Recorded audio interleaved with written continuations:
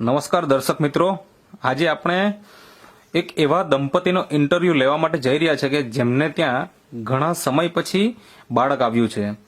તો આ બાળકનો જન્મ ખરેખર કઈ રીતે થયો અને એમના માટે કઈ સારવાર કરી એ આપણે એમના પરિચય સાથે જાણીએ. તો સૌપ્રથમ તો તમારો પરિચય આપજો. શું નામ છે તમારું? ભરતભાઈ શંભુભાઈ ગાયકવાડ. ભરતભાઈ શંભુભાઈ ગાયકવાડ. અને તમારું ગામ? વાસિયા તળાવ નિશાળ ફળ્યું. વાસિયા તળાવ નિશાળ ફળ્યું. એટલે તાલુકો કયો? વાસદાજી નવસારી. તાલુકો વાંસદા, જિલ્લો નવસારી. ઓકે. તમારું બેન નામ શું? સુશીલા. સુશીલા. ઓકે. તમે એમના ધર્મપત્ની થાવ. ઓકે.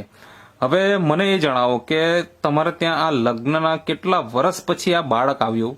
લગ્નના 20 વર્ષ પછી બાળક આવ્યું. 20 વર્ષ પછી. બરાબર. તો આ તમારે ત્યાં પહેલું બાળક છે કે એના પહેલા પણ કઈ બાળકો હતા કે કેવું હતું તે થોડી વાત કરો. બાળક હતા. બાળકો હતા? મતલબ શું થયેલું એ થોડીક વાત કરો ને તમે. એ થયું 2 જોડવા છોકરી હતી.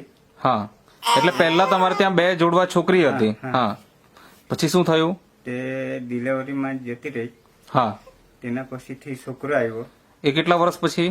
એ 5 વર્ષ પછી. હા, તે બી જતો રહ્યો. તેના એટલે કે જન્મના કેટલા દિવસ પછી મતલબ આવું થયું? જન્મના દિવસે જ? હા. એટલે જન્મ થયો અને બાળક ગુજરી ગયા. હા. આવું 2 વખત થયેલું. એક વખત જોડવા બેબી હતી અને એક વખત બાળક હતું, મતલબ છોકરો હતો. બરાબર ને? આવી રીતના 2 વખત તમારે ત્યાં બાળકો તો આવેલા પણ એ અવસાન પામ્યા. બરાબર ને? હવે તમે મને એ જણાવો કે અત્યારે જે આ તમારે ત્યાં બાળક છે, બેબી છે કે બાબો છે? બેબી છે. તો કેટલા મહિના થયા? 4.5 મહિના થયા. 4.5 માસ થઈ ગયા. તો 4.5 માસ થયા. અત્યારે તો આપણે જોઈ શકીએ છીએ એકદમ તંદુરસ્ત છે ને વજન પણ ખાસું એવું સારું એવું દેખાય છે. તો જન્મ થયો ત્યારે મતલબ કેટલું વજન હતું એમના બાળકનું? 2.5 કિલો. 2.5 કિલો. મતલબ નોર્મલ કહેવાય. બરાબર ને? અને આ લગ્નના તમારે 20 વર્ષ પછી તમારે તો પ્રથમ બાળક, મતલબ કે આજે મતલબ કેટલા મહિના થયા એમ કીધું? 4.5 માસ થઈ ગયા. તો અત્યારે તો કઈ આપણને પ્રોબ્લેમ દેખાતો નથી. હવે જયારે 2 વખત તમારે ત્યાં આવી ઘટના બની તો ત્યાર પછી તમે કોઈ સારવાર કરાવી કે પછી ડોક્ટરને કઈ અલગ ડોક્ટરને બતાવ્યું કે શું શું કર્યું એમ એ તમે થોડીક વાત કરો. દવા લીધી હતી. હા. ક્યાંથી? આપણે જગદીશભાઈ જોડે. આજે જગદીશભાઈ છે એમના જોડેથી દવા લીધી હતી. તો એના પહેલા કઈ સારવાર કરાવી કે નહીં કરાવી? એના પહેલા નથી. નહીં. તો જગદીશભાઈ તમને કઈ રીતના ઓળખે અને કઈ રીતના તમને આ વસ્તુ મળી? ભાઈનો જ છોકરો. ભાઈનો જ છોકરો થાય. ઓકે. એટલે એમણે શું કીધું તમને? કે હું દવા આપું, ચાલુ કરાવી દે. હા. પછી આમાં જોઈએ તો 4 માસ લીધી, એમાં રિઝલ્ટ આવી ગયું. ઓકે. કઈ વસ્તુ વાપરી? આ જે અહીંયા મૂકેલી છે આપણે દર્શક મિત્રો જોઈ શકીએ.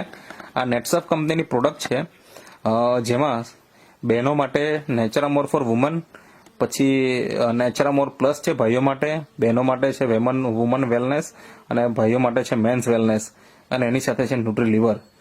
આ પ્રોડક્ટ તમે વાપરી. બરાબર ને? કેટલા મહિના વાપરી? 4 માસ. 4 માસ વાપરી. અને 4 માસ વાપર્યા પછી તમારે ત્યાં બાળક આવી ગયું. બરાબર ને? હા. તો હવે મતલબ કે આજે ઘણા બધા એવા દંપતીઓ છે કે જેમને ત્યાં તમારી જેવી સમસ્યાઓ છે. બની શકે કે બાળકને કદાચ પોષણના અભાવના કારણે ગુજરી ગયા હોય. બરાબર ને? જન્મ પછી તરત જો અવસાન પામે એનો મતલબ એ જ થાય કે બાળકને ગર્ભમાં કદાચ બરાબર પોષણ નહીં મળેલું હતું. બરાબર ને? અને આ જે બાળક છે અત્યારે આપણે જોઈ શકીએ કે જેને ગર્ભમાં બરાબર પોષણ મળી જવાના કારણે આજે પણ એકદમ તંદુરસ્ત છે અને હયાત છે, કોઈ પ્રોબ્લેમ નથી.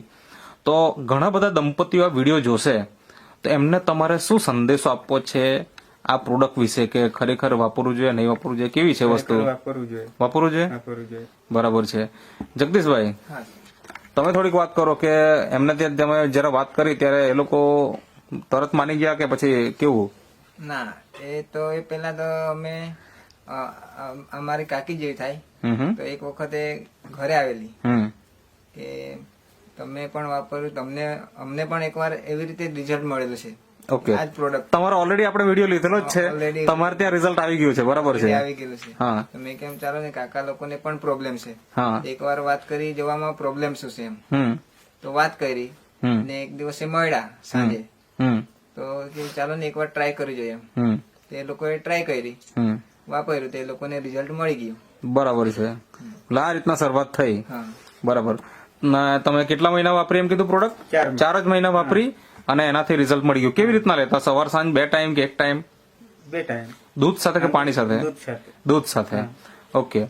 તો મતલબ કે શરૂઆત કરી અને તમને રિઝલ્ટ આવી ગયું. અત્યારે તો 4-4.5 માસ બાળકના પણ થઈ ગયા.